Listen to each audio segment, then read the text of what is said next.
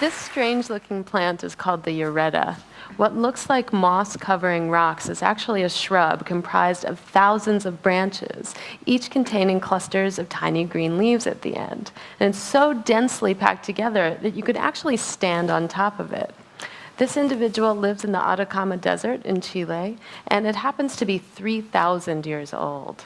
It also happens to be a relative of parsley. For the past 5 years, I've been researching, working with biologists, and traveling all over the world to find continuously living organisms that are 2,000 years old and older. The project is part art and part science. There's an environmental component. And I'm also trying to create a means in which to step outside of our quotidian experience of time and to start to consider a deeper time scale. I selected 2,000 years as my minimum age because I wanted to start at what we consider to be year zero and work backward from there. What you're looking at now is a tree called Jomansugi, living on the remote island of Yakushima. The tree was in part a catalyst for the project. I'd been traveling in Japan without an agenda other than to photograph, and then I heard about this tree that is 2,180 years old and knew that I had to go visit it. It wasn't until later when I was actually back home in New York that I got the idea for the project. So it was the slow churn, if you will. I think it was my longstanding desire to bring together my interest in art, science, and philosophy that allowed me to be ready when the proverbial light bulb went on. So I started researching, and to my surprise, this project had never been done before in the arts or the sciences. And perhaps naively, I was surprised to find that there isn't even an area in the sciences that deals with this idea of global species longevity. So what you're looking at here is the Rhizocarpon geographicum, or map lichen, and this is around 3,000 years old and lives in Greenland, which is a long way to go for some lichens. Visiting Greenland was more like traveling back in time than just traveling very far north. It was more primal and more remote than anything I'd ever experienced before. And this was heightened by a couple of particular experiences. One was when I had been dropped off by boat on a remote fjord, only to find that the archaeologists I was supposed to meet were nowhere to be found. And it's not like you could send them a text or shoot them an email, so I was literally left to my own devices. But luckily it worked out, obviously. But it was a humbling experience to feel so disconnected. And then a few days later, we had the opportunity to go fishing in a glacial stream near our campsite, where the fish were so abundant that you could literally reach into the stream and grab out a foot-long trout with your bare hands. It was like visiting a more innocent time in the planet. And then, of course, there's the lichens. These lichens grow only 1 centimeter every 100 years. I think that really puts human lifespans into a different perspective. And what you're looking at here is an aerial photo taken over eastern Oregon. And if the title, Searching for Armillaria Death Rings, sounds ominous, it is. The armillaria is actually a predatory fungus, killing certain species of trees in the forest. It's also more benignly known as the honey mushroom or the humongous fungus, because it happens to be one of the world's largest organisms as well.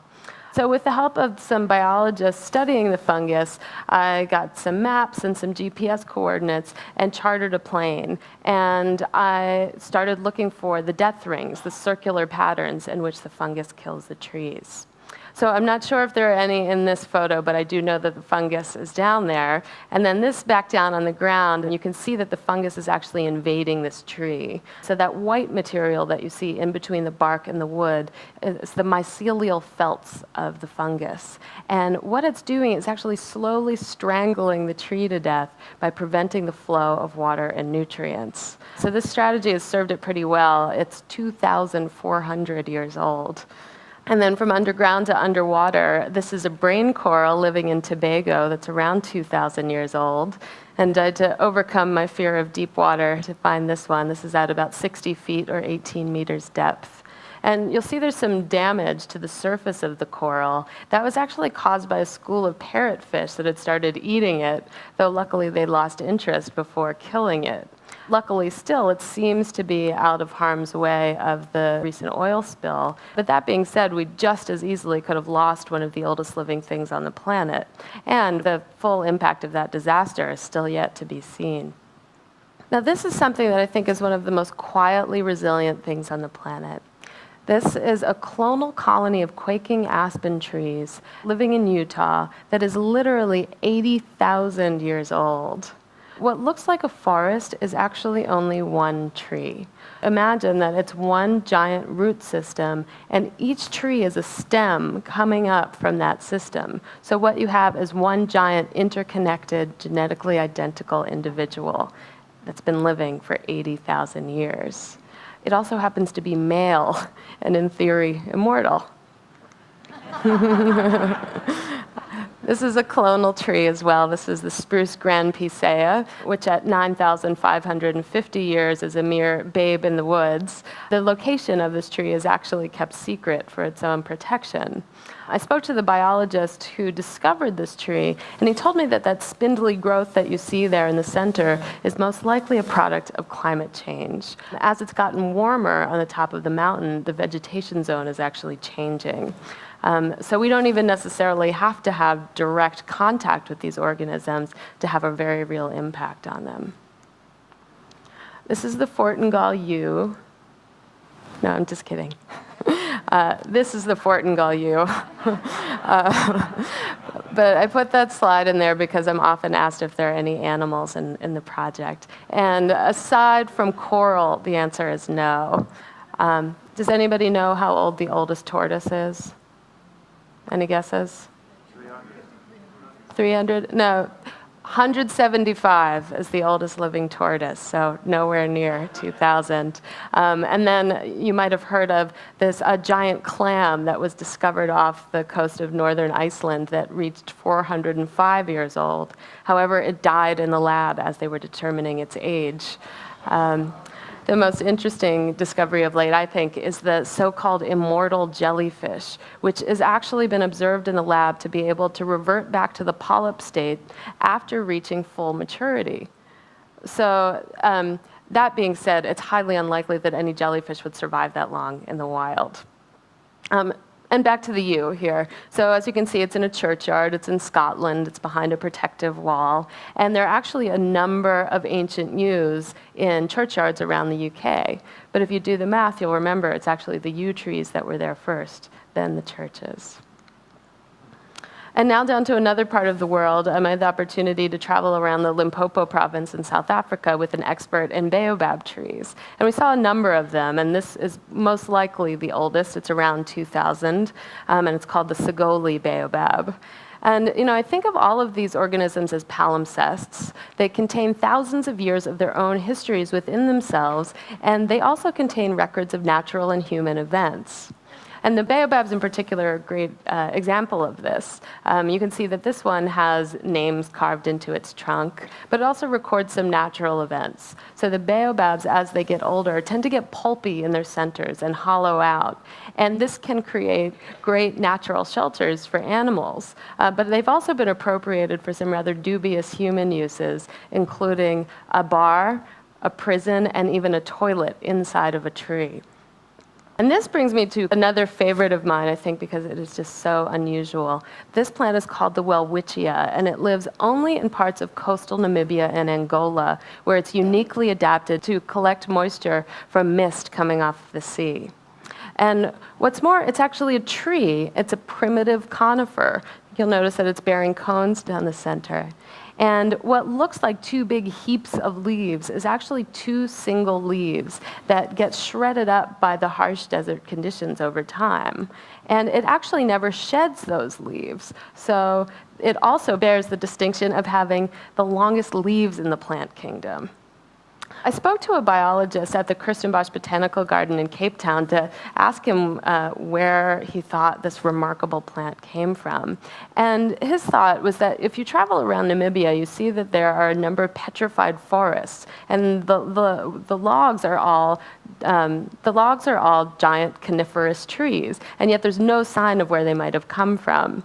So his thought was that flooding in the north of Africa actually brought those coniferous trees down tens of thousands of years ago, and what resulted was this remarkable adaptation to this unique desert environment.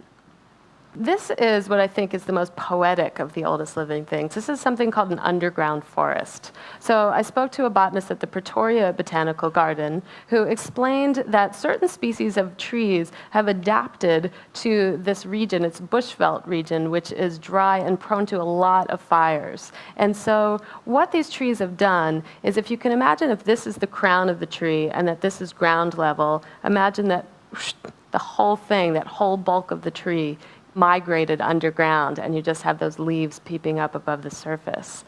That way, when a fire roars through, it's the equivalent of getting your eyebrows singed. The tree can easily recover. These also tend to grow clonally, the oldest of which is 13,000 years old.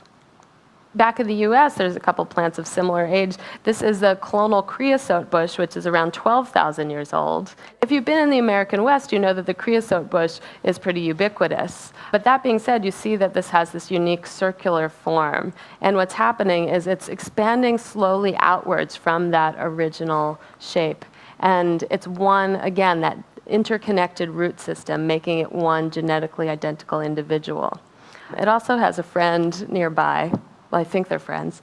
This is the clonal Mojave yucca. It's about a mile away. And it's a little bit older than 12,000 years, and you see it has that similar circular form, and there's some younger clones dotting the landscape behind it. And both of these, the yucca and the creosote bush, live on Bureau of Land Management land. And that's very different from being protected in a national park. In fact, this land is designated for recreational all-terrain vehicle use. So now I want to show you what very well might be the oldest living thing on the planet. This is Siberian actinobacteria, which is between 400,000 and 600,000 years old. This bacteria was discovered several years ago by a team of planetary biologists hoping to find clues to life on other planets by looking at one of the harshest conditions on ours. And what they found by doing research into the permafrost was this bacteria. But what's unique about it is that it's doing DNA repair below freezing. And what that means is that it's not dormant. It's actually been living and growing for 500,000 years. It's also probably one of the most vulnerable of the oldest living things, because if the permafrost melts, it won't survive. This is a map that I put together of the oldest living things so you can get a sense of where they are. You see they're all over the world. The blue flags represent things that I've already photographed, and the reds are places that I'm still trying to get to. You'll see also there's a flag on Antarctica. I'm trying to travel there to find 5,000-year-old moss, which lives on the Antarctic Peninsula. So I probably have about 2 more years left on this project, or on this phase of the project. But after 5 years, I really feel like I know what's at the heart of this work. The oldest living things in the world are a record and celebration of our past, a call to action in the present, and a barometer of our future. They've survived for millennia in desert, in the permafrost, at the tops of mountains and at the bottom of the ocean.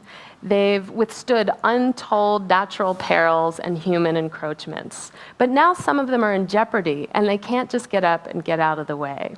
It's my hope that by going to find these organisms, that I can help draw attention to their remarkable resilience and help play a part in ensuring their continued longevity into the foreseeable future.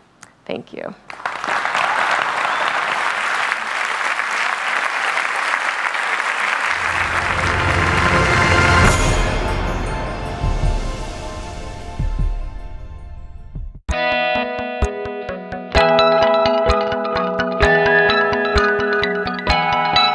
We are Intel, sponsors of tomorrow.